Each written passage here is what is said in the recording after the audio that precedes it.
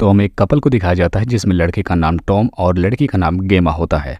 हम देख पाते हैं कि इन दोनों को एक घर की आवश्यकता थी, जिसकी वजह से ये लोग एक अजीब तरह के रियल एस्टेट बिजनेसमैन के पास जाते हैं जिसका नाम मार्टिन होता है।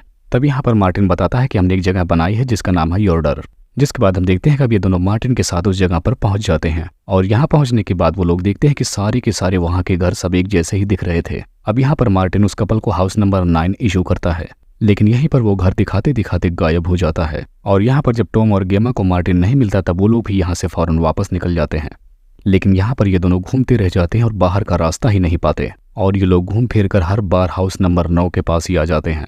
अब हम देखते हैं कि पूरा दिन घूमने के बाद इनकी कार का पेट्रोल खत्म हो जाता है और ये दोनों इस वक्त अब हाउस नंबर 9 के बाहर ही खड़े होते हैं। तब ये दोनों डिसाइड करते हैं कि आज रात को ये दोनों यहीं पर रुकेंगे। अब अगली सुबह हम देखते हैं कि टॉम अपने घर की छत पर चढ़ता है, ये देखने के लिए शायद उसको योंडर से बाहर जाने का रास्ता मिल जाए। लेकिन उसको वहां से दूर दूर तक बिल्कुल सेम दिखने वाले हरे घर ही दिख रहे थे। यहाँ पर काफी चीजें उसे ऐसी दिखाई देती हैं जो कि काफी आर्टिफिशियल थी, यहाँ तक कि जैसे सूरज, चांद और आसमान सब कुछ आर्टिफिशियल हो। तब अब टॉम डिसाइड करता है कि हम इस आर्टिफिशियल दिखने वाले सूरज की तरफ ही चलते हुए जाएंगे और इस तरीके से शायद हमें बाहर निकलने का रास्ता मिल जाए। और इसी तरह से ये दोनों सारा दिन एक ही दिशा में चलते रहते हैं और एक के बाद एक घर को क्रॉस करते रहते हैं। अब काफी रात हो चली थी, जिसके बाद ये लोग आगे बढ़ते रहते हैं और इन्हें एक घर में लाइट जलती हुई दिखाई देती है, जिससे ये काफी खुश होते हैं। उन्हें लगता है कि शायद वहां पर और कोई भी रह रहा होगा। लेकिन जैसे ही ये सब उस घर में घुसते हैं वैसे इन्हें पता चलता है कि ये तो वही हाउस नंबर 9 है। मतलब सारा दिन एक ही दिशा में चलने के बाद भी वो लोग हाउस नंबर 9 में ही पहुंचे हैं।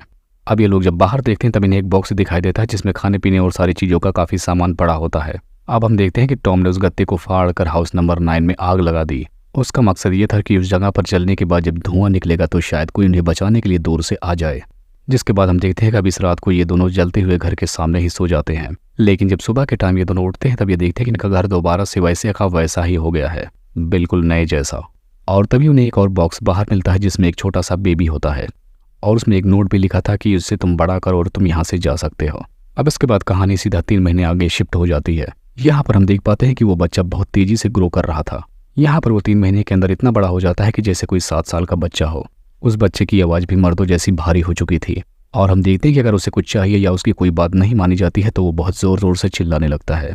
और यहाँ पर उन कपल की हर बात को ऑब्जर्व करता रहता है और वहाँ की मौजूद टीवी पर एक अजीब सा पैटर्न चलता रहता है और वो बच्चा बस उसी को देखता रहता है। अब हम देखते हैं कि उस बच्चे के साथ एक ही घर में रहते रहते ये कपल पूरी तरीके से दिमागी हालात में कमज़ोर हो जाते हैं और इसके साथ साथ फिजिकली भी वो काफ़ी वीक हो जाते हैं। एक दिन टॉम को पता चलता है कि जो यहाँ की ज़मीन है वो किसी आर्टिफिशियल सब्सटेंस से बनी हुई है, जिसके बाद अब वो उसको खोदना शुरू कर देता है, इस उम्मीद में कि शायद नीचे से ही यहाँ से बाहर जाने का रास्ता मिल जाए। यहाँ पर टॉम उसे खोदता जा रहा है लेकिन उसे नीचे से कुछ आवाज़ें भी आ रही थी, लेकिन फिर भी उसे कुछ मिलता नहीं। हम देख पाते हैं कि टॉम की सेहत काफ़ी कमज़ोर हो चुकी है और मेंटली और फिजिकली दोनों तरीके से उसकी हालत ख़राब हो चुकी है। यहाँ पर हम देखते हैं कि टॉम गुस्से में आकर किसी बात से उस बच्चे को ले जाकर कार में बंद कर देता है। लेकिन हम देखते हैं कि गेमा को उस बच्चे पर काफ़ी तरस आ जाता है और वो कार से उसे लेकर फिर से वापस घर में आ जाती है। हम देखते हैं कि अब गेमा उस बच्चे के साथ ज़्यादा से ज़्यादा टाइम बिताने लगी है। यहाँ पर वो उस बच्चे को काफ़ी समझने की कोशिश करती है। यहाँ पर एमा को पता चलता है कि वो बच्चा ना ही सपने देख सकता है ना ही कुछ इमेजिन कर सकता है।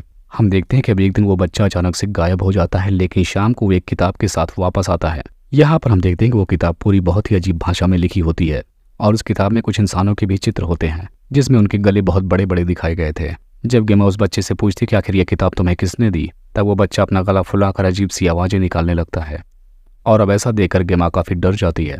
हम देखते हैं कि जैसे जैसे वक्त गुजरता जाता है गेमा और टॉम दोनों काफ़ी कमज़ोर होते जाते हैं और हम इस बच्चे को देखते हैं जो कि पूरी तरीके से एडल्ट बन चुका था।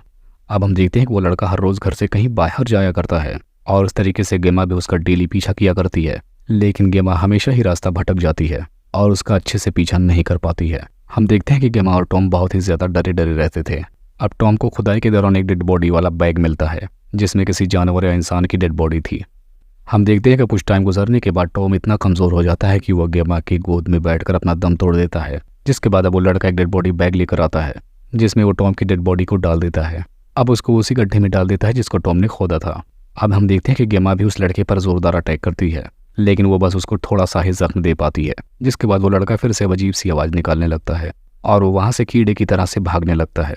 अब गेमा उसका पीछा करते हुए एक ऐसी जगह पर पहुंच जाती है जहां पर उसे पैरेलल दुनिया दिखाई देती है, यानी उन्हीं की तरह फंसे हुए और भी लोग और जगहों पर हैं। जिसके बाद वहां से अंत में गेमा हाउस नंबर 9 में ही वापस आकर गिर जाती है। अब इसके बाद वो लड़का भी वहां पर आता है और गेमा से कहता है कि माँ का काम होता है कि एक बच्चे को बड़ा करना और उसे पालना और फिर मर जाना। हम देखते हैं कि यहाँ पर गेमा बहुत ही कमज़ोर हो चुकी होती है और वो पूरी तरीके से हिम्मत हार चुकी होती है, जिसके बाद अब वो लड़का गेमा को भी एक डेड बॉडी बैग में डाल देता है और उसको भी ले जाकर उसी गड्ढे में दफना देता है और उनकी गाड़ी में योंडर को छोड़ के वहाँ से चला जाता है।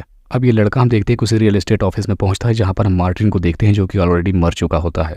अब वो उसका बैच लेता है और उसकी बॉडी को डेड बॉडी में डालता है और उसे रोल करके केबिन में रख देता है। वो मार्टिन की जगह पर खुद बैठ जाता है और हम देखते हैं कि एक और कपल उसके पास घर ढूंढने के लिए आता है और इसी को दिखाते हुए इस मूवी का यहीं पर एंड हो जाता है।